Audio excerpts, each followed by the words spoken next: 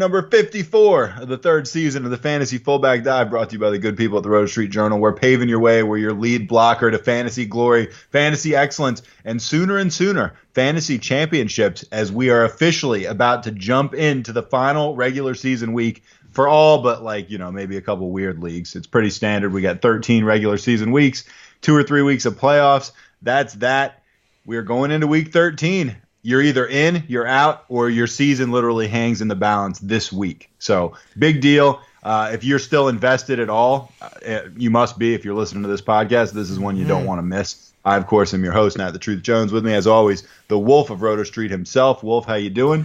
As you mentioned, everything you just said got me fired the fuck up. It's pretty much playoffs already for many of us. It's win or go home for a lot. It's first round buys on the line. It's the final 2-minute drive, the 2-minute offense. Are you going to pound your way down the field and get the win? Are you going to even if you're in last place, it's garbage time for you. Get that win, knock your shitty ass opponents out, ruin their season, at least have some fucking pride. Let's go. I can't wait. I'm so excited. It's the fantasy playoffs. There's nothing better in this world than those. And we got some crucial news to break down. A lot of potential injuries that are going to be in or out. Yeah. A loaded stock watch, absolutely loaded. A great higher, lower Hail Mary. I love the Hail Marys we got lined up. And one of the biggest mailbags I think we've had all season. So people are just continue to find us week in and week out. It's week 13, and the numbers just continue to grow, which usually is the opposite effect. So I'm stoked about everything that's going on and couldn't be more excited for the fantasy playoffs, especially to help you guys all, the Wolf Pack, go on out here and get that title. Like you said, let's pave that path, baby. And it's worth noting, I said last week that I was going to be 1-3, except I was going to win the league that I cared the most about, unless Lamar Miller went crazy on Monday night, and he did. And so Keegs spread his cheeks, and after starting 10-0, he's now looking down the barrel at 10-2. So, and I also believe I'm going to have the tiebreaker, even if I lose to the Wolf himself, who is my final game of the season. Why do you think I'm so fired up, my man? We got 2 battles this year. I'm stoked about it. You going to make the playoffs if you lose? I think you're like 7-5, right? I think even if I lose, I'm still in. But I want to go in with all the momentum of smacking around that top dog loser at the top of the standings. I want to send a message before going into the playoffs to everybody else out there before I take this league down. And I'm coming for your ass this week. I like my matchups. I'm gunning for you. I'm the same in my hometown league. I'm playing the guy that's 11-1 right now, and I probably will make the playoffs even if I lose, but I want the momentum. I want the number one guy's head on a platter going into the playoffs. Rally those troops, baby. All right, we're going to get right into it. We got a big stock watch like the Wolf alluded to, huge trainer's room, and this is, probably more important than ever. Not that it's not always super important, but these are big. We got some big names on it. A.J. Green, Leonard Fournette. We got the Ravens running backs, which we alluded to a couple weeks ago, have got a really favorable schedule, but all of a sudden everybody seems to be banged up. Speaking of banged up, the Colts, the Panthers wide receivers are going to be an interesting talk. Mitch Trubisky, Kerryon Johnson. Those are all significant names maybe, leading into week 13. We're going to start with A.J. Green himself. He of the perennially injured toes. He participated in Wednesday morning's walkthrough, said he's quote-unquote back to play this week against the Broncos. Are you buying it, Wolf? Is this a scarecrow situation right here? I was going to say the first thing you got to be nervous about is decoy scarecrow status, A.J. Green. Although at this point of the season, with Andy Dalton on the IR, with Green banged up and missing 3 straight weeks, would the team really just trot him out to be a decoy? The season's lost. They're not going to be making the playoffs at this point. Why throw him out there if there's any huge risk or just to have him just distract defenses? So I'm actually buying it. I think A.J. Green, if he's going to be out there, should be close to where he's going to be the A.J. Green that we all expect. It's a tough matchup against the Broncos, even tougher when you got Jeff Driscoll, some creature, throwing you the rock. But ultimately, it's A.J. Green. You have to have some really good options to be benching him. If we get notes that he's really significantly below 100 or things like that, then obviously I'll adjust in the rankings. But for now, I consider him an upside wide receiver too. If my decision before was Marquez Valdez-Scantling's fucking awful ass or John Brown. I'm not going with any of those guys over A.J. Green by any means. So you roll him out if you have him, even if it's Jeff Driscoll, even if it's a tough matchup for the Broncos. I'm still going to play him because otherwise, why would he be out there? That's kind of how I view it. I don't know why he's out there, period. I mean, the Bengals are a disaster. I would almost be looking for an excuse to just not to play the guy anymore. They're terrible. I mean, them and the Cardinals, man, maybe like the two worst teams in the NFL right now. So we'll see. I wouldn't even put the guy out on the field. Leonard Fournette, speaking of a guy that's really screwing some people over here, my buddy Willie is actually in a play-in game. He's 6-6 playing against another guy 6-6. Obviously, he's got to win to have a shot at the playoffs. Leonard Fournette is his stud running back, and the guy is going to be out for Week 13. What a bitch. His appeal of his one-game suspension denied. He's out for Week 13. Thoughts? It's brutal. I mean, you just finally got acclimated to getting your first round running back one workhorse, averaging the 4th most touches in the league when he's active. So he's been a beast. He's been a true, what you would expect, but only for 5 games. Then he goes, and if you saw the play, he was on like a knee with his helmet off on the other end of the sideline. Wasn't even in the game when this shit happened. So he decided to sprint across the field to get involved in this fucking stupid scrum. And now he's going to cost himself a game. He burned you with his hamstring. Now he's going to burn you with this stupid. This is even worse. He's burning with a stupid fucking decision to do this shit. Never mind the fact I would never. I thought it was crazy, by the way, when they're in the tunnel, like talking back and forth, those D linemen and Fournette. That would have been a battle for the ages, because I do think Fournette could fucking throw fists. Absolutely, he's a beast. He scares the shit out of me, and that other guy was a monster too. But regardless, it sucks for your buddy Willie. For anybody that owns this guy, he's just giving you 4 little teasing games. And now he's going to give you the blue balls when you need him the most. That is awful, and it sucks. What's the aftermath for you? Well, TJ Yeldon, he did get dropped in a lot of leagues, so check if he's out there. He probably already scooped up on this week's waiver wire if he was out there, but I think he's going to be the better play out of him or Carlos Hyde, considering they're likely to be in catch-up mode. They're starting Cody Kessler. I mean, that's just not a recipe for offensive success, but if he's going to do anything, it's going to be dink, dink, dink to TJ Yeldon while they catch up. Carlos Hyde's now up to 50% owned, but also dropped all over the place. Has a shot at some TDs, but again, it's early. I mean, exactly. It's like if they when it's 0-0, 7-0, maybe Hyde goes in, but I don't see him doing anything in the second half. No, and it's even in the first half, he's got Cody Kessler at quarterback, so it's like, are they really going to get in the red zone for him to pound one off? Maybe, but he'd be a much riskier start, in my opinion, than TJ Yeldon. He's definitely the preferred fantasy play. You know how shitty you have to have played for them to be like, you know what, I think Cody Kessler gives us a better chance of winning. Then Blake Bortles, I know. Yeah, that is fucking that's what I'm talking about. That's what I'm talking about.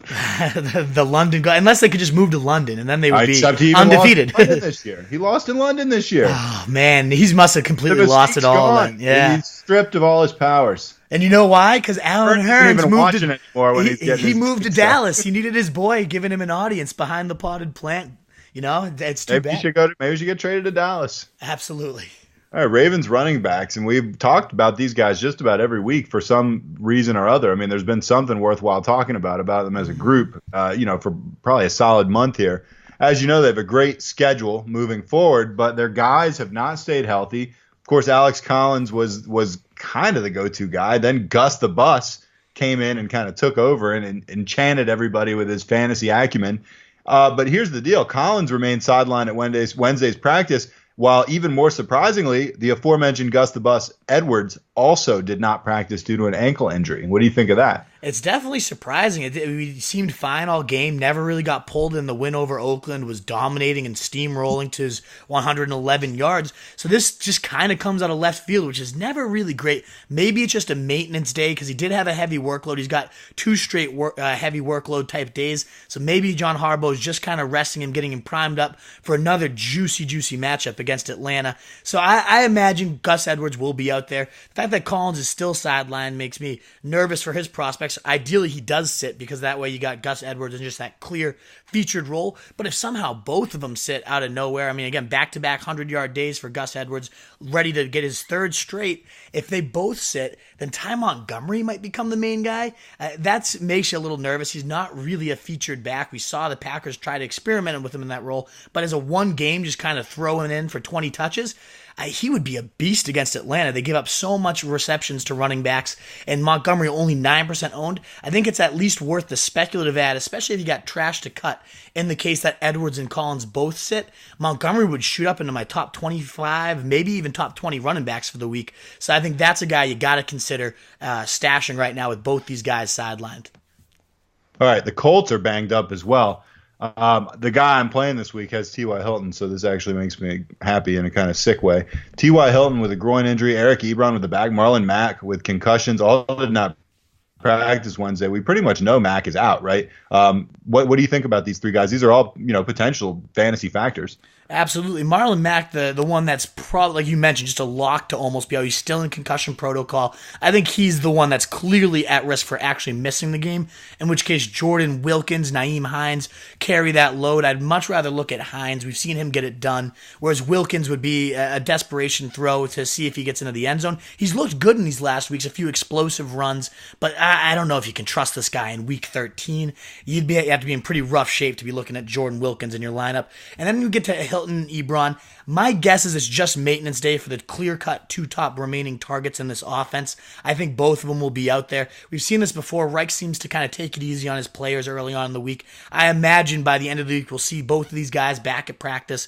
And if they are, I think they're both must-starts. Jalen Ramsey, as we're going to cover in a little bit, is expected to sit this week. That defense is already trash anyways. They're not the Jaguars of old. They're crumbling in a locker room, and nobody's playing hard anymore for that team. So I think both of them would be very solid plays, especially Ebron with Doyle out now. Both great bets to score. I imagine they both play and this becomes nothing, but obviously something you need to track the rest of the week moving forward. Mitchell Trubisky did not practice on Wednesday. What's Nagy saying about this? I mean, this is a big deal. Chase Daniel, are we about to see the Chase Daniel era? I don't think so. I think he's got 2 full weeks. They were saying Trubisky probably could have played if the Thanksgiving Day game was actually on Sunday and not Thursday night. So I think Trubisky will be out there. I imagine that's the case. But at this point, he's not practicing. That has to make you a little bit nervous. If he's out there, he's become a very viable QB1. He's got like 28 or more, and I think 5 of his last 6 or 7. So the guy's been balling out. He's a perfect fit for Nagy's system. Loves chucking it deep. Everybody in that offense benefits from his presence out there. So hopefully he is out there. We don't want to see another week of Chase Daniels. He did okay. He was serviceable. He moved the ball okay against the Lions. But against the Giants, it would be a great matchup for Trubisky. I think he'd be in most lineups in that, and I expect him back. So we'll see. Obviously moderate. The fact that he didn't get any throws in does have me a little bit more skeptical than I would have been entering the week. Panthers wide receivers Devin Funchess, due to a back injury, remained sidelined at Wednesday's practice. Curtis Samuel, nursing a hamstring, did join him on the sidelines. Yeah, and so DJ Moore has got to be shooting up rankings for Week 13. He already should have been high with back-to-back blow-up weeks and now facing Tampa Bay, giving up over 30 points a game with one of the worst secondaries I think this league has ever seen. DJ Moore could be the clear-cut target hog for this offense. And Samuel is one of my favorite kind of stash waiver wire. We're going to talk about Hail Marys later. He was the guy I had just penned in as my lock for a Hail Mary. Had 18 points against the Bucs the last time he was out there. Has 6 touchdowns in 8 games played. So he's been a huge play threat. I'd love to see him get some practices in and get out there because he would be a great option to use if he does indeed get there. It seems like Funchess now, 3 straight games he's sidelined. I don't think he's going to be out there. My guess, if I'm predicting the future, DJ Moore is still going to be that clear-cut number 1 guy. Samuel plays and gives you a useful day. Both guys should probably be in lineups this week 13. And Moore you have to have in at this point. Just a lock for a big game against the Bucs. Kerryon Johnson remains sidelined for Wednesday's practice. He's got a knee issue. This is a guy that, I even wrote a rare stock watch about this guy a few weeks ago about how it was time. This is the Kerryon Johnson workhorse era for the Lions. I mean, there have been a bunch of speed bumps along the way here. I know, and it seems like he's due to miss another game, which makes LeGarrette Blount, who was only 13% owned entering the week, that number has gone up to almost 40%. After waiver wires have just cleared. He's fresh off of it. 19 carry, 88-yard, 2 TD day, and looked like that Blunt of old with the Patriots where he just rumbled. And that was against the Bears, the stingiest run defense in the league. So the matchup on paper isn't great against the Rams. If they get up big early, he's going to get game flowed out. But he has definitely a shot at an early game TD against this team. The way he rumbled last week, he's a guy that needs those carries to get rolling and wear down the defense. And if they can somehow keep it close, which I don't expect, Blunt would have a big day. But I just think you're looking at a Hail Mary TD throw if you go with Blunt. Theo Riddick, definitely the preferred play in my opinion, because I expect the Lions to get down big, playing catch-up mode with Riddick, dink, dink, dink. That's the more likely game flow in my opinion with Kerryon Johnson sidelined. All right, let's hit a couple rapid fires, then we're going to move on to higher, lower, and Hail Marys. Tre'Quan Smith, due to a foot injury, was removed from the Week 13 injury report. He will play against the Cowboys on Thursday night, so out of the woods for Tre'Quan Smith. Absolutely. The Cowboys have been fairly stingy against wide receivers and just in general on defense, one of the better defenses in the league.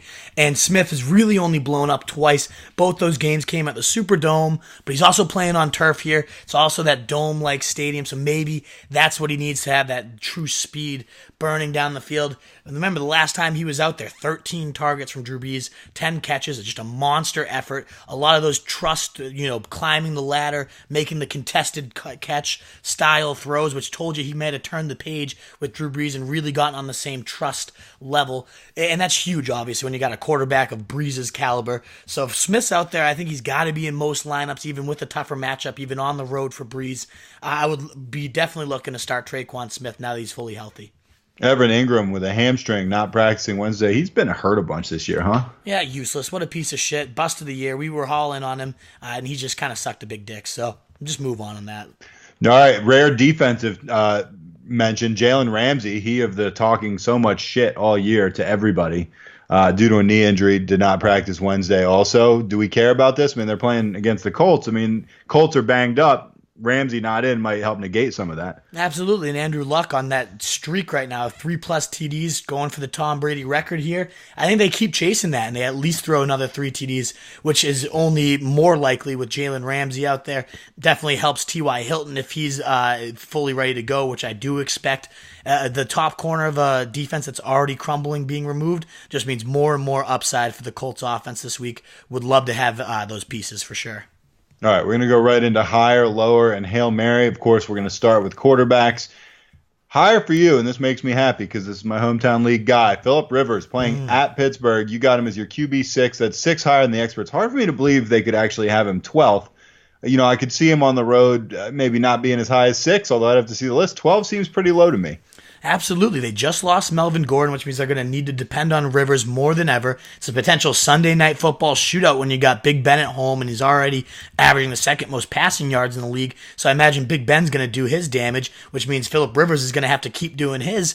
The Chargers have really, the only games that Rivers hasn't been an absolute stud are the games where they get up so big early that they don't have to keep chucking it. And even in those games, he's thrown 2+ TDs every single time. So the floor is incredibly high. He's got 20 fantasy points in 7 of his 11 games, well over 60%. There's just tons of upside for this passing attack this week. I love Rivers in a shootout style game where they're going to need his arm more than ever. They're still clawing their way into the playoffs. So I definitely would love to roll Rivers out. I don't get how he's the quarterback 12 in the ECR rankings. Makes no sense to me.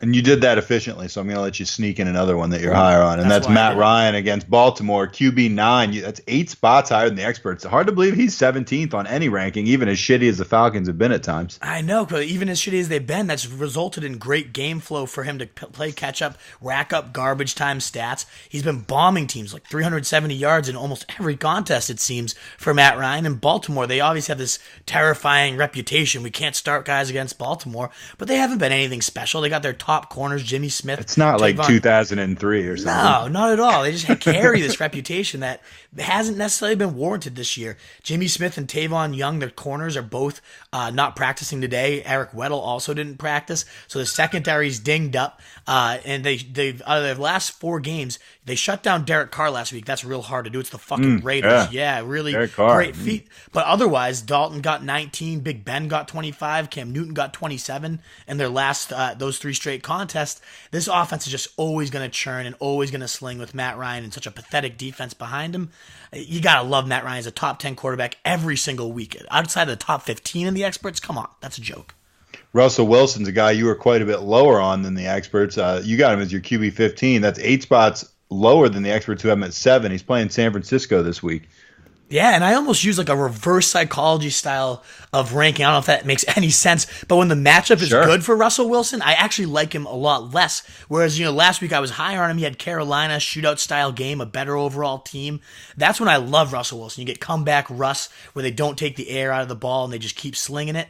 That's what I love Russell Wilson. But this week, facing San Fran, I can't expect San Fran to give them any type of contest, especially when this game's being played in Seattle. So in those style games, Seattle's already the run-heaviest team, but when they get up big, they really just bleed clock. This is going to be a Chris Carson day. I absolutely love Carson. I'm higher on him. And as I could see Russell Wilson throwing a couple scores early. He's got multiple scores in every game but one this season, so I expect that to happen. But I think he's going to be 200 or under, maybe a little bit of rushing yards too. But I'm just not nearly he could go ballistic. I mean, maybe it's one of those games where he just chucks 5. He only attempts 15 passes, but 5 of them go for TDs. He's always capable of that. But in my opinion, he's going to have a couple early scores, and it's just going to be bleeding the clock all day. He's going to have a nice serviceable 16 fantasy point day, but not up at the QB7 style where you're expecting 22 to 25 points. That's not Russell Wilson this week, in my opinion. We got a fun and unexpected Hail Mary coming at us. Josh Allen at Miami. What? I know, but he's got 2 huge fantasy days this year, 26 and 27 fantasy points, otherwise completely useless, a nobody. But those 2 huge games have come when he's rushed for 100-plus yards, and that's where Miami is susceptible. They're good against quarterbacks, surrendering only the 8th most points to them, but they give up the 4th most rushing yards in the league and the 3rd most points to runners. I can see Allen easily going for 100 and a score again, just like he did last week, and hitting that 20-point threshold. At only 4% owned, I mean, hopefully you're not so desperate that you have to start Josh Allen, but maybe DraftKings, and if you are completely desperate and just want a Hail Mary with some upside, I think he's got some sneaky ones, especially with Robert Foster, too, this receiver emerging. A good field stretcher at 4.4 speed, 6'2". He's made huge plays the last couple of weeks, and now he's gotten the opportunity. Him and Allen have something cooking, and I think another big week for Josh Allen. I mean, just as an aside, real quick before we get to running backs, don't you find it amazing that the Bills have won 4 football games this season? They are so bad. I mean, the year's not even over. There's 4 more games to play. They're not going to be. They could go 8-8. They won't, but even they won't. But they could go like 6-10. They could go 5-11. It's not like you thought they'd go 5-11. I sure didn't. I still think they might be the worst team in the league on paper, but they're playing some spirited ball, and they're pulling wins out of their asses. So, they can win any given week, which is crazy to me to say about the Bills. But they're one of those teams that, like, when they're rolling, they're tough to stop, it seems like. The Vikings, they put up 40. That's just so ridiculous to say, but it's not like you're wrong. I know. They got that suffocating pass defense, the best in the league right now, which plays in the favor of if the offense ever gets a pulse, they're going to be a dangerous team. So if they add some talent and weaponry these next couple of years and Josh Allen takes the next step, I can see the Bills being pretty competitive in a year or two. All right. James White at running back is a guy you're higher on. They're playing Minnesota. On paper, it's not supposed to be a great running back matchup. Minnesota with a decent run defense. You got White as your running back 18, which is 9 spots higher than the experts. What do you think? Think it's because he's a pass catching guy? Exactly. It's not even really. You can't treat White as a running back. So when you see that the Vikings allow the 28th most points to running backs, so the 4th fewest, you don't apply that to White. He lines up in the slot. He moves all over. He's not a traditional running back. He's not the one going up with the gut to these these tough linebackers, this tough front 7. That's more Sony Michel, and that makes me nervous for Sony this week. But I think White, a potential shootout style, playoff style game with a lot of implications still for both teams. I think White gets the bubble wrap taken off of him. He's had a couple duds here, 5.1, 8.3, pathetic outputs, but he was a monster. I mean, I think everybody... He was like the RB5. He was ridiculous, and everybody is always so quick to jump off the James White train, and I think this is a week you can jump back on 25, 20, 25, 18, 27. Those were his last 5 games before these couple duds. Let's not forget those. I think he gets back at least into the 18-point range this week. Those scoring routes, I think he definitely finds the end zone on a pass and receiving haul against this team, as he's going to be a necessary cog against this Vikings team that get aggressive against the pass. Brady's going to need that safety valve a lot this week. I think he catches at least 7 to 8 balls, finds the end zone, because they've given up some big receiving games to backs. I think White has one this week too. Adrian Peterson in mid-season to playoff stretch form when it comes to beating his kids. But unfortunately, when it comes to running the football, he's fading fast.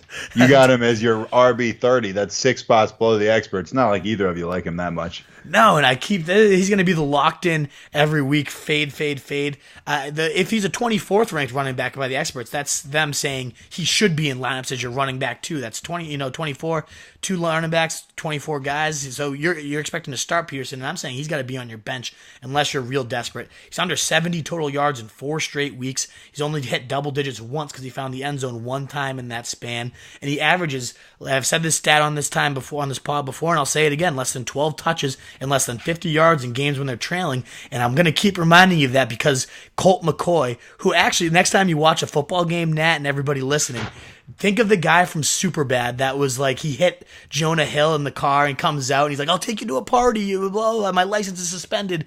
That guy looks exactly like Colt McCoy when he's got his football helmet on. So try to look at the chubby cheeks and everything. Regardless, this guy from Superbad has been horrible under center for the Washington Redskins. They're going to be constantly trailing, which is never good for AP.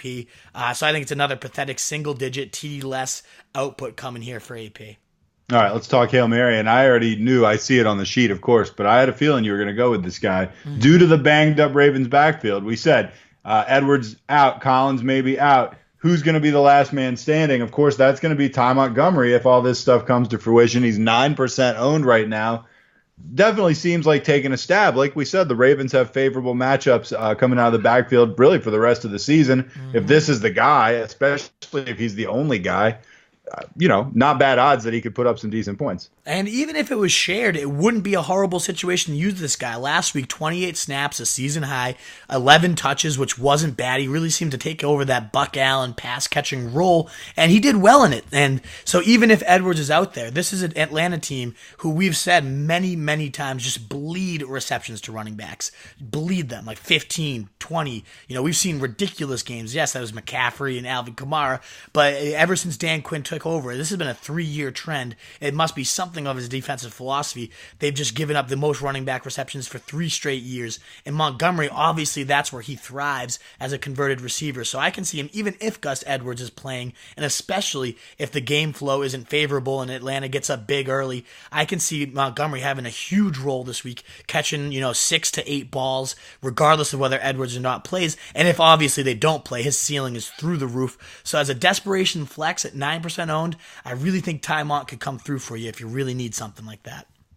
All right. And those huge biceps, right? Any excuse to talk about the biceps. The guns. Come on, the guns are all. Ask Andrew Erickson what he thinks about the guns. He'll tell you what's up. Shout out to Andrew Erickson. Wide receivers. Josh Reynolds, higher against Detroit. You got him as your 25. That's 5 spots higher than the experts.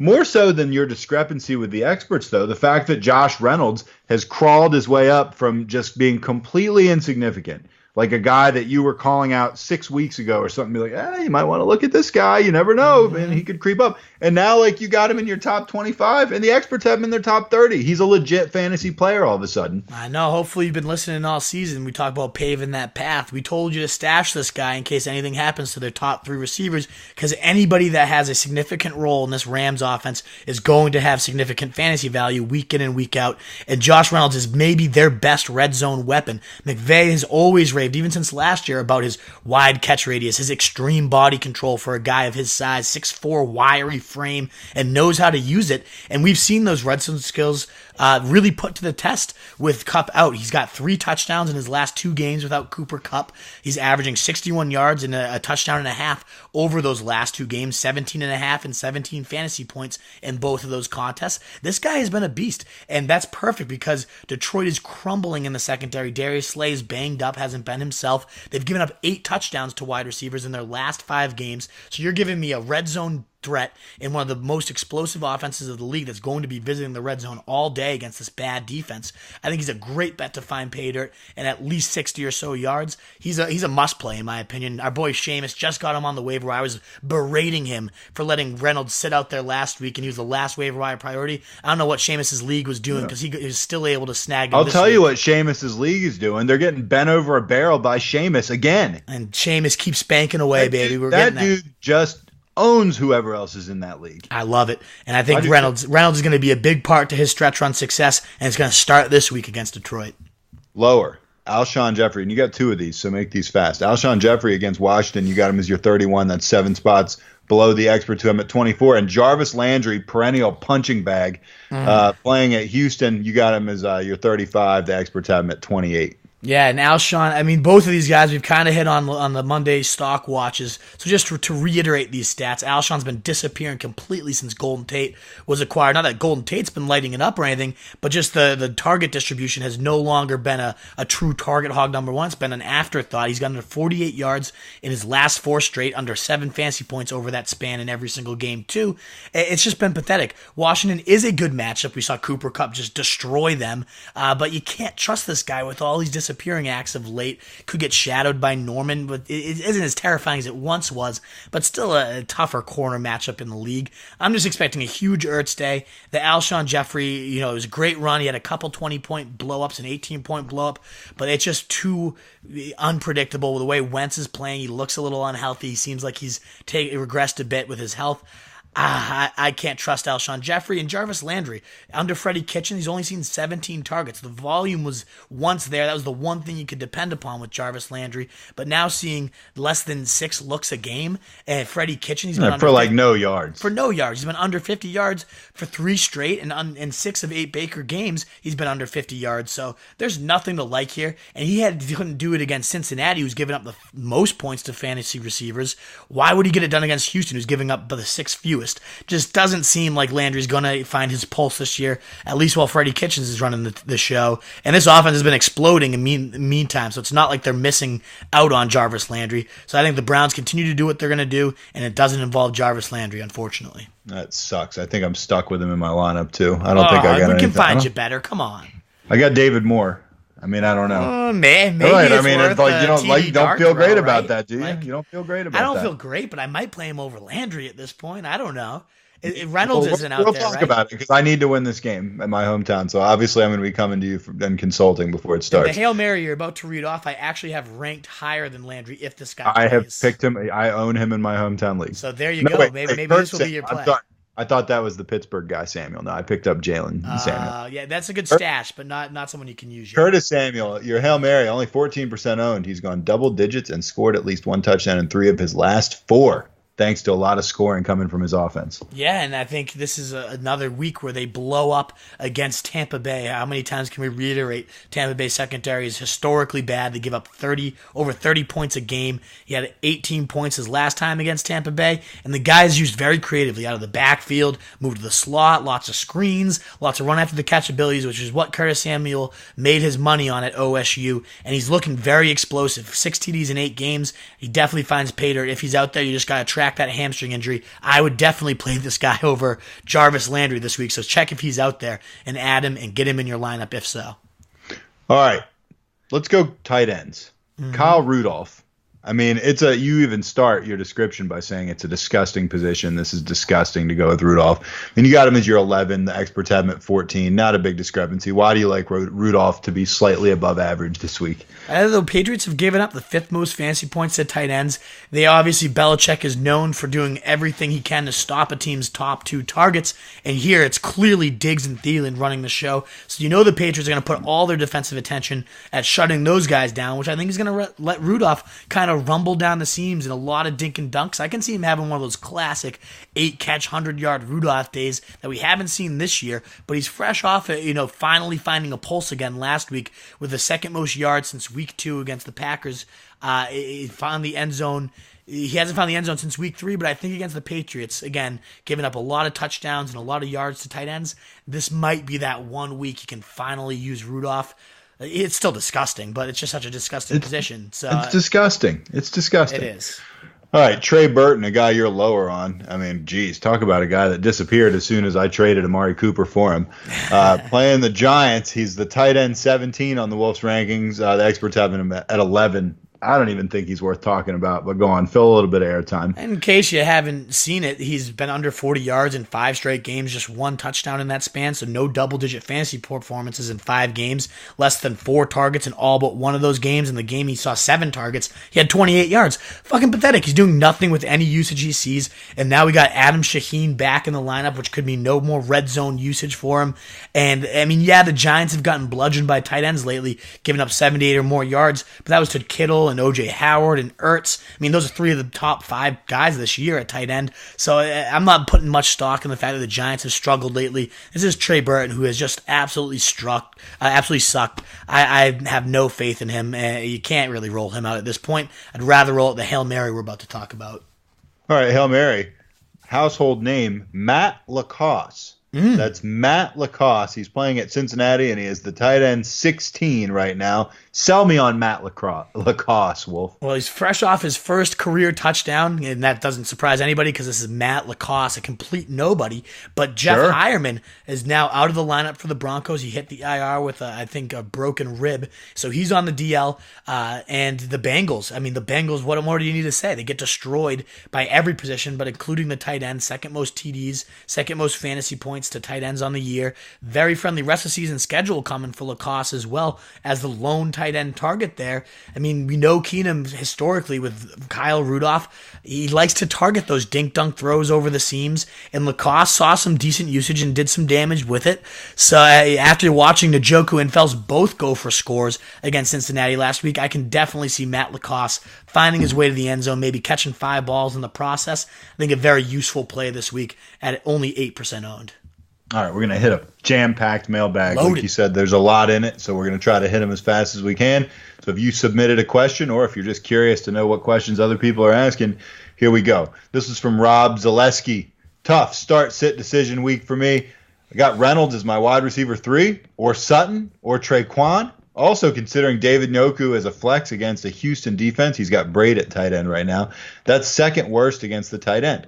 Or should I use one of the above? And then there's an emoji of grimacing. Yeah, he's not happy with what's going on here. It's tough. I would certainly use Reynolds, by the way, as wide receiver 3 over Sutton or Traquan. I mean, I don't know. What do you think about Njoku at flex, man? He's been hit or miss. He's been so hit or miss. So yeah, and Reynolds is the lock for me. All the reasons we gave earlier in the show. I think to me, Traquan is the guy I would play over Njoku. They're both boom or bust, but Traquan's boom has a lot more ceiling to it than Njoku's does. So if I'm siding with 2 of them, even though the matchup is good for Njoku, I would roll Reynolds and Traquan of these 2. Agreed. Andrew Barry hitting us from his IG account. Demaryius Thomas, Golden Tate, or Josh Reynolds. Also, Philip Lindsay or Sony Michel. You can't ever put out Tate at this point. Demaryius Thomas, he got nothing. Thomas, yes, he had 2 touchdowns, but still, it's the vegan. I'm never playing the vegan. I think he had, I want to say, either 3 or 4 catches in his entire, like in the 2 games he had been with Houston leading up to that 2 touchdown day. So I don't think you should get too excited about this. No, and there's only 5 targets on that game too. So yeah, it's great that they came in the red zone and they converted, but I don't know, the low volume, the vegan ass, I don't like Demaryius Thomas. And I love Reynolds for, again, all the reasons we've said. The touchdown upside is huge with Kupp out of the lineup. And then Lindsay or Michel, the matchup is just so much riper for Philip Lindsay, who's been absolutely rumbling and gets Cincy, who gives up the most rushing yards on the ground. You can't have him out of your lineup this week. It's too juicy. He's in my top 10 running backs for sure, whereas Michel gets the tougher Vikings defense. So you got to go Lindsay in this one. You'd love to put Michel in your lineup, though, if you have a flex spot. I mean, you hate to sit the guy, but I mean, yeah, I agree with you. I'd go Lindsay over him. All right, we got and Keith Arun 99 from Instagram. AJ Green versus Corey Davis versus Gus the Bus. I mean, 2 of those guys might not be playing. Right. So give me the bus. Even if maybe he's not playing, but if he's playing, I'm riding the bus. Even with a flat tire. Even with a flat tire, the bus is steamrolling. He's got 2 straight 100-yard games, and as long as he's out there, I think he goes for his 3rd. If Collins is playing, then it gets a little more complicated, so we'll have to revisit that one, especially as we track the news on AJ Green. Is he fully out there? Is he going to be a scarecrow? If not, maybe Green pushes, but for now, I'm going to ride Gus the Bus. Stephen G wants to know, if Marlon Mack is out, would you start Nyheim Hines or Carlos Hyde? That's pretty disgusting, but give me the upside of a TD from Hyde early on. There you go. It is disgusting, though. Steven also wants to know Tevin Coleman versus Cameron Brate versus Josh Reynolds. Reynolds showing up in a lot of these. I know. This is a tricky one because Coleman seems like the obvious one as like the main guy. He seems obvious. Front runner, but I don't know. I like Reynolds more, though. I think Reynolds outscores Coleman. Coleman, without a last-ditch TD effort last week, would have been like a 3-point fantasy guy, and he's kind of become that. He's touchdown or bust, it seems, these last few weeks. That running game has not been very impressive. whereas Josh Reynolds has impressed me every single time I watch the guy play. I would roll Reynolds in that great matchup. Justin says, what quarterback do I start this week in Yahoo? I need a win very bad with the playoffs on the horizon. Pat Mahomes or Phillip Rivers, and then in parentheses, LOLOLOLO. And that's what I added. That was not him tweeting that. Because how do you even have this fucking question? Repeat after me, Justin. I will not ever bench Pat Mahomes. I will not ever bench Pat Mahomes. I will not ever bench Pat Mahomes. I don't care if the game script favors Rivers in a shootout and they might blow out they're going to blow out the Raiders and they're going to have 5 fucking touchdowns from Pat Mahomes in the process. You never bench Pat Mahomes, and you especially don't bench him against the awful fucking Raiders. You play Pat Mahomes. He's the locked-in QB1 every single week. He's a godsend from the fantasy gods themselves, and they will piss all over you if you ever bench Mahomes. Don't ever ask such a stupid question again. I love Rivers. He has carried me this year, but you can't have Pat Mahomes and then not play him on kind of like, even if you think it's a coin flip, which it's not. I mean, it still favors Mahomes, even if it's only slightly. You can't then bench the guy. No. In week 13. I mean, you talk about pissing off the fantasy gods. I think even asking the question's going to piss off the gods. Yeah. What are you thinking? Come on, man. By the way, thanks for listening. Thanks for sending. Yeah, thanks for coming in. Stupid fucking question. You dumb son of a bitch. All right, Dylan Gonzalez at Roto Street Wolf says, hey, do you want to start your boy Humphreys over AJ Green this week? I mean, he's my boy. It's the hump man. But AJ, that's fucking tough, right? There's so many question marks with Green. He's playing with Driscoll. Is he fully healthy? Is he a scarecrow? This is one I hate to say it like now, wait and see. But you do need a little more info on AJ Green. Is he full go? Does he look fully healthy in the pregame warmups? Or is this a decoy situation? Because my boy Humphreys has been rolling. He dominated Carolina for 24 fantasy points the last time they met up. And they are very susceptible to slot receivers, as we discussed on the show last week, which led to Tyler Lockett just exploding. I kind of like my boy Humphreys here, unless we know AJ Green is 100%. But even then, he's got Jeff Driscoll thrown to him. So most likely, I'm going to lean Humphreys here. Jimbo Slice, kind of the Eagles of this year's Roto Street Journal League.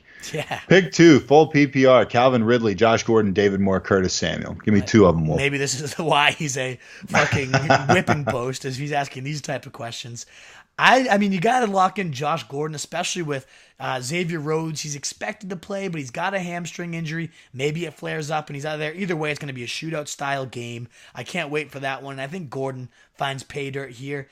And then it gets tricky. I was hoping that said DJ Moore, but it's David Moore. Otherwise, it'd be as easy as it gets. Oh, man, I guess I go Ridley off his second best game of the year, but he's been so boom or bust. I almost want to say Curtis Samuel in that juicy matchup against Tampa Bay. And David Moore's been blowing up. Fuck, it's Josh Gordon's the easy one for me. After that, gut called, it's Curtis Samuel. I might go Ridley, but I don't know. That's hard. Tough. They're all tough. One. All right, Mike Kelleher. He needs 3, but this is stupid that he's included some of these guys in this. Alvin Kamara, Mark Ingram, James White, Lamar Miller. Well, why don't you just say you need 2 or 1, since obviously we're going to say start Kamara. Right. James White, I would say you're definitely starting too. To me, it comes down to Ingram and Miller, right? It does. And then when you look at this, I think I have Ingram a spot higher in my rankings, but then you have Kamara and Ingram, and I don't love starting both of them unless it's like either. As juicy as it gets, and it's not as juicy as it gets this week. So to me, it's White, it's Kamara, and then Miller, who's clearly rumbling, had that 97-yard touchdown. He's still got that long speed. We don't see it often from Vanilla, but he showed us a little bit of flavors, add some sprinkles to the ice cream this week, and he gets Cleveland, who's been bludgeoned multiple times. I think I was looking it up, and I think 4 or 5 different running backs have had 30-point days against Cleveland. They're giving up the 6th most points on the ground to running backs.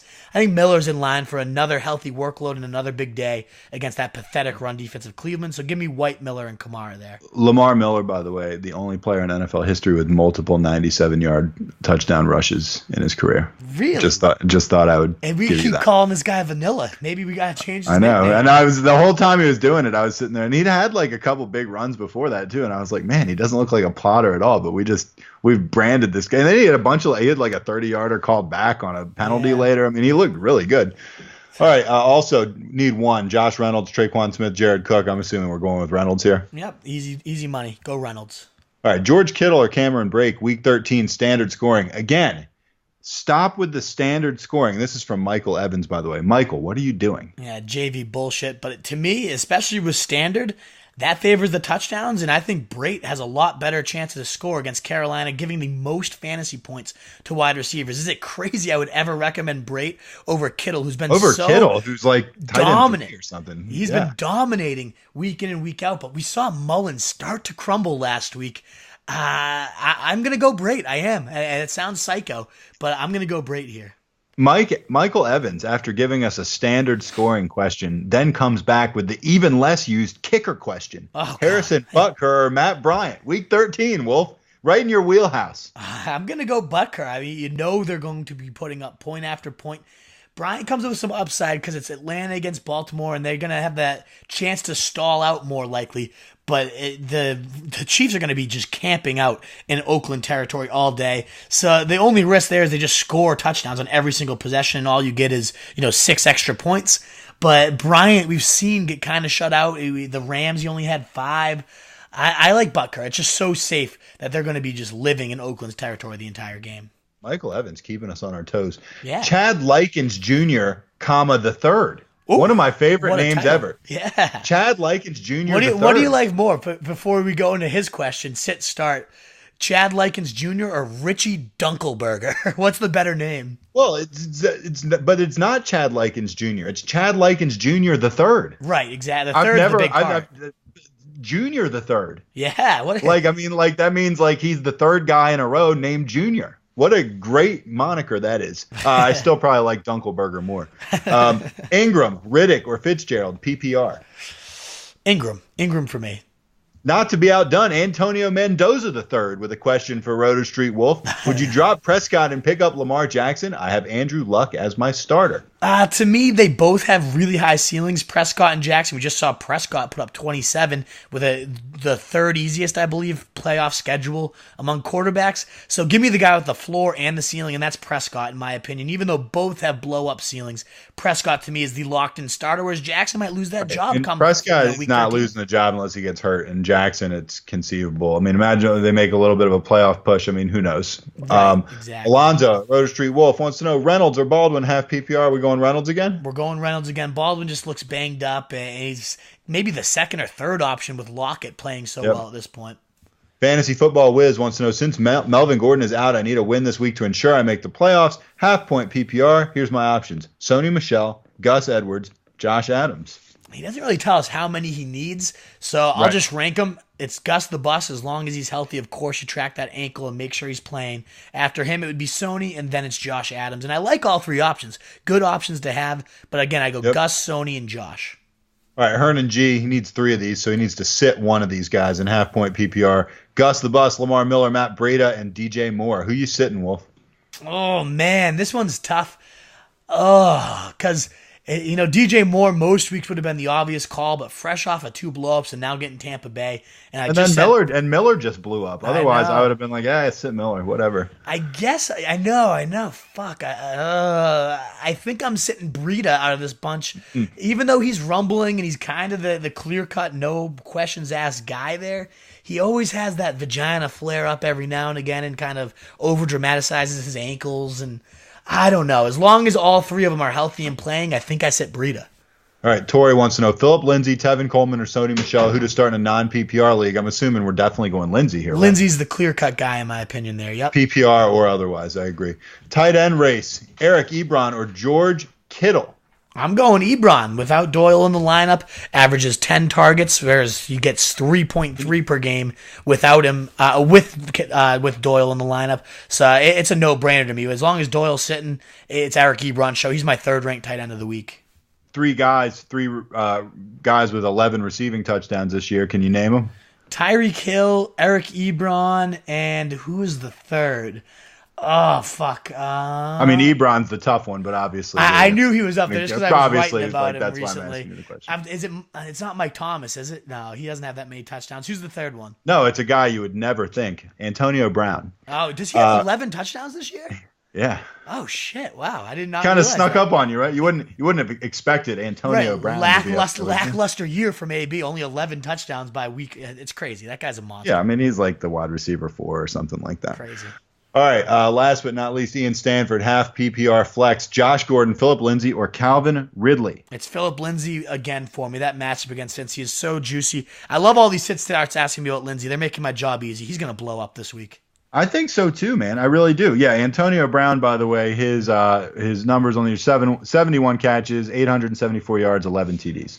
Damn, a down year for the guy. What a down year for him. I mean, it'll be 100 catches or so, 1,200 yards, 14 touchdowns. Yeah, what a monster. Every single year. It doesn't get safer than him, does it? And set your watch to it. Totally. Yeah. Oh, yeah. I know people don't wear watches, but if you did, you would be setting it to Antonio Brown.